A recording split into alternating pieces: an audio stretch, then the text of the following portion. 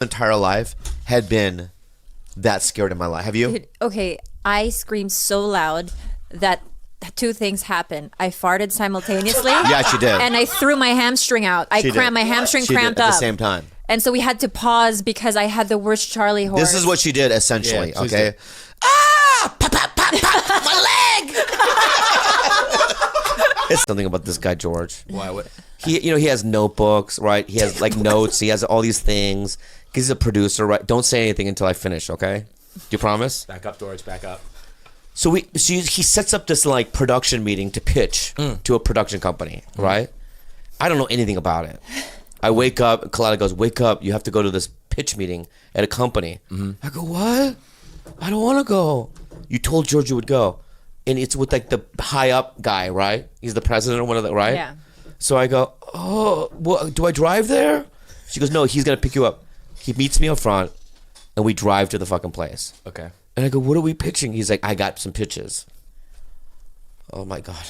One of them was, the first one was mediocre at best. Okay. The second and third one were not even, this is what it was. Don't do that to him. No. Don't do that to him, sweetie. Do what? Don't like he. The first one was great. The first one was great. I pitched the first one. I know it's good because he's saying. I pitched the first one. Was that the first one, the game show? No. Oh, it was something else. The first one, I'm like, that has some legs. It's not there yet. Yeah. But it's something. But the second and third one, oh my God. Well, there's a stage. And you're there, and there's people there, and you guys do crazy things. You know? And I go, what? He goes, yeah, I mean, it's like every week it's different. But it's crazy with your friends. How does he talk like that? That's what he sounds like to me, right? I go, George, you can't pitch that. We'll get kicked out of the fucking room. Okay, how about this one? You and your friends, you guys go wild. Wait, are we just changing out the adjectives? I'm not kidding you. I don't know specifically what they were. Rambunctious. They were generally like that. And then all of a sudden, I'm in the car sweating. What are we gonna do? We're fucked. So then I go to George. I go, just follow my lead, right? You don't pitch the first one, all right? But you just sit there. So we go into the nice office, right? There's like a long table. The guy comes out, and with his assistant, we know the assistant. What's his name? Russell Ford. I love that guy. Yeah. I love Russell. And we got out of there, okay, I thought. This is where it gets a little bit fucked up, though. Yeah, and then it's because I pitched on something. Can I just hold on? Bobby comes home. Yeah. Bobby comes home. I haven't even gotten my rebuttal yet. Keep going. You're stressing me out with your face already. He comes home, and I was like, "Oh, did you guys pitch the game show?" They're like, "No." He's like, "No, but we pitched something else." I was like, "Well, what did you pitch?" You know the thing about me being handcuffed to so and so. I was like, "You mean my idea?" You guys pitched my idea, and I wasn't even in the room. Can I just say something? It's in the ether. You sabotaged me, baby, because you brought me in a room with this fucking jackass. Right? No, you're not gonna get a rebuttal. Start your own podcast, pal. Start your own fucking podcast, pal. All right. Let me something. Okay, you put me in a fucking corporate room with this fucking jackass, right? Right, and then I have to fucking defend for myself. I'm stealing ideas. I'm Why did it have to be mine? We came up together. We did. Let's be honest, but okay? Let's be honest. Also, shouldn't I have been in that room if you were pitching our idea? Yeah. Let me say this. Let's be another honest. They like that idea, and they might do it, and you'll become a producer. Yes. All right. So there's that. But do you have anything to? No, I don't want you to say anything. Yeah. You want to say something? I want to hear a little bit. Yeah. Go ahead. Okay, number one, we were supposed to meet on Thursday night so we could go over these ideas. True. Because the man who's going to pitch them, the man who's going to sell them is you, the king. I'm just a lowly connector. I can corroberate this. So that's what one. That would. That's No, one. Well, I'm not. No, let me just. I want to write down connector because I don't want to forget that because that's ridiculous. He's Go ahead. connecting you, Bobby. Yeah. Number two, the idea that you made fun of so much. You're like, oh, it's like a Korean game show, but like, what did they do? It's just like different things, like crazy things, huh? I love that idea. You went in the room and you were like, oh yeah, and then like you just like started riffing on other ideas. You were like, oh yeah, and then I had this idea I was trying to do with Joe Coy. But it was just a Japanese game show. Yeah, but that and it was exactly the same thing as mine, except Japanese instead of Korean. Except Japanese instead of Korean, and everybody was like, oh yeah, that's a great idea. You and Joe Coy in a Japanese game show. Okay. Okay, stop. Will you stop? Stop. turning I would like to say one thing though. Yeah. I will say that George's idea of the game show, He's gonna Gilbert make and me I so- have he just gone made through me this, so angry right now. and it is really good. Okay, stop. Okay. Curtis Stone, and I want to say this about Lindsay Price and Curtis Stone. They're just good people. At the end of the day, they put their heart. They they're in service, and this is a great thing. Okay. So Curtis goes up there and he goes, "Okay, so we're auctioning off, a night at any of my restaurants, right? And you get like 6 restaurants, and then you get a tour of the kitchen, and you get to hang out with us, and this and that." And his restaurants are the best restaurants you can ever go to, right?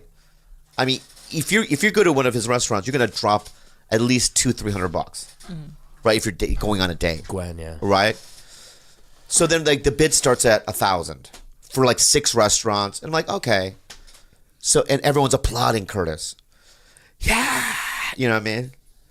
And then I'm just sitting there. I'm like in my head because I have a spot in 40 minutes. So I'm like, how do I? Oh my and then, as I'm thinking this, all of a sudden I hear this, and next Bobby Lee on stage. And I look at Jenna, and I go, "What did he say?" Because you got to go up on stage. I go, "What for?" I don't know what am I gonna say? Right? Bobby Lee. He points at me. He's like, Right? The come whole. on, buddy. Now imagine everyone. I mean, people that could ruin me. Network people. Yeah, are in the audience. And so I go, I don't even know how to get on the stage. So then Curtis is already still on there. So I do a thing. Maybe this will get a laugh. Right? I'm trying to, like, in my head. I don't want Yeah. listen to the story Maybe anymore. I don't wanna know. listen. Maybe this will get a laugh, right? So I go, Curtis, help me up on this. Right? Obviously, I know where the stairs are now, but I do this thing where he struggles, right? And I'm trying to barely get on. I'm slipping. It's dying. No. No, silence. It's silence, right? So I get up there, and Curtis is like blushing, right? And I'm just kind of, in my Hawaiian shirt, you know what I mean? Slippers, and I'm smiling, and you could hear people mumbling. You know what I mean? What the fuck, right? And so the host guy goes, "So what are you auctioning off?" I go, and I look up. I have to read the thing that's even on the screen because I don't even know exactly what it is. Yeah. Oh, you get a night with me. Oh yeah, free drinks. I give you a tour of the club at the Comedy Store. All right, let's auction. You guys want to auction it off? And the guy's like, "Yeah, auction." I go, "All right, we're gonna start with 50." And the guy goes, "No, 1,000." So he interrupts me. I say 50, and he goes, "No, it's 1,000." And I turn over and go, 1,000? No one's gonna go there for 1,000. I start saying that to him. Ticket is $25. Yeah, yes. It costs $20 to get in the fucking thing. This is on. You're doing this. Yeah, and whispering it to him. Yeah. Panicking, right? No, he goes, "No, it's 1,000. We all start with 1,000, right?" And no one bids. Silent. Like 1,000. Nothing. And this is why, and I thanked her today. From the middle of the room, I see a little white hand go up. She goes, "I'll bid 1,000. Jenna Fisher." Oh. Jenna Fisher, because I work with her, fucking saved me. That woman. And when I saw her today, I looked her right in her little eyes. She's not Asian. I don't know why I said that. Her big eyes. And I said, Her big white eye. big, white, wholesome Americana eyes, right? With a foundation of values and virtue. Yeah. Right? And I said, "Thank you so fucking much." Because if you hadn't done that, because then what happened was when she did that, and a nice Asian lady goes, "I'll take 2,000. Yeah. Right? And they kind of, but boy, man, that was embarrassing. And then after that, I got off, no one clapped, and I ran out of there like a fucking animal. I went to the left, and I just ran out, thinking that was going to get a laugh. I mean, maniacally. And Khalyla. Hey, TigerBelly. I'm Chris from Boston, and I'm 20 years Oops. old. Okay, House of Pain. My young Jack Russell Terrier, Sinbad El Marino, got hit by a car last weekend and died from head trauma. My whole family was devastated. But rather than being sad, I was angry and still am. I'm convinced it was my parents' fault for being careless and keeping the door to outside open like they always do, no matter how many times I tell them it concerns me. They come from the third world countries where dogs were off leash almost all the time, and I guess they're still not used to the idea that dogs need to be more closely watched now than ever. I love my parents a lot, and I've told them how I really feel about the situation because I guess blaming people is the last thing you want to do in times like these. And I'm worried it would hurt their feelings and my relationship with them. I would never blame my parents.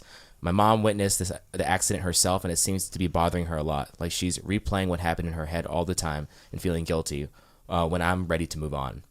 My question for you guys is, how do I console my mom even though I'm still angry inside and I feel it was chiefly her and my dad's fault? I'm not good at consoling people. Should I just leave her alone? I feel like my dad died for nothing because of a dumb mistake, and it's really eating away at me. Love you guys. God, it's a terrible thing that happened. Let me ask you, Khalyla. Yeah. I'm going to answer that question by asking you a question. If I was walking Remy and I didn't hook him in properly, Yeah. and he runs away and he gets eaten by a coyote, what would you do?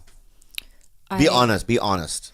I would really fully reassess our relationship because you're a man who says that he wants children but doesn't even have enough sense to put medications away, to keep the certain things or certain hazards away from the animals or properly leash the animals. So I would really reassess, because that would break my heart. You know that. Yeah. I would be so furious with you. Yeah. And I think that I would have to take a step back and really consider your recklessness and your seemingly lack of attention to really important things. So now I'm going to answer the guy. But this is his Cut parents. ties. No. What? You're Good strategy. That's his parents. I'm your fucking boyfriend. He's not having kids with his parents. And also, this is something that's happened to me. I did live in a third world country, and you're right. You know, we have a lot of stray dogs or dogs kind of just. Can you let him, Julio, out? Animals. The cat was knocking on the door. Yeah. And I had a dog named Gino that I rescued off the street. And Gino was the love of our lives. He was just the sweetest dog ever. He made it through parvo, so he was extra special to us because he got sick and then he survived. One morning, a relative of mine who was sort of a drug addict opened the gate of our house, and Gino got out and ran over and killed. He had internal bleeding. God. And I remember waking up that morning and my dad having to tell me that Gino was gone. And I remember the fury and the hate I had towards this family member. And it was actually, I shouldn't say this. Say it. But it was somebody, it wasn't just a family member, it was my oldest sister. And she was deep in drugs at this time. And I didn't forgive her for years. Wait a second. It was Honey. Honey did that? And to this day, she doesn't even, it will make her cry if I tell her. What's the dog's name again? Gino. Thank you. Bobby. I need that bullet. Why? So when she's back in this house she has so much remorse. I'm going to bring that up. If she doesn't do what I tell her to do. Love your tactics, sir. Thank you, sir. But I lie to win. The reason that I was so angry with her was because she was drugged out and she didn't seem to show any remorse or empathy for what my sister and I were feeling. That's why I didn't forgive her for a long time. But your mom clearly is. She's breaking just like you. So you guys, I think, should heal together. You know, and it is hard to stop blaming, but it is easier to stop blaming when you see that they're hurting and they are showing remorse. I don't think she wanted that to happen at all, but accidents do happen. Yeah. Yeah, I honestly,